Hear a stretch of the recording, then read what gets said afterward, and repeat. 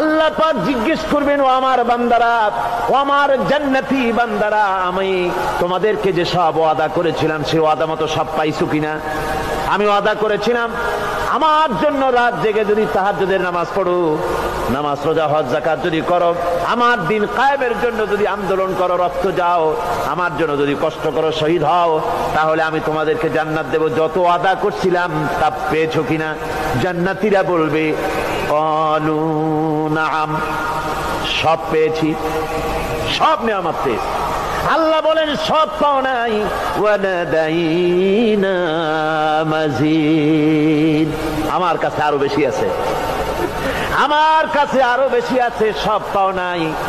জান্নাতীরা বসে থাকবেন, বুঝতে পারবেন না, এত নিয়ামত পেয়েছি, আল্লাহর কাছে আরো আছে। আল্লাহর নবী তখন মুখ খুলবেন, নবীজি বলবেন রব্বুল আলামিন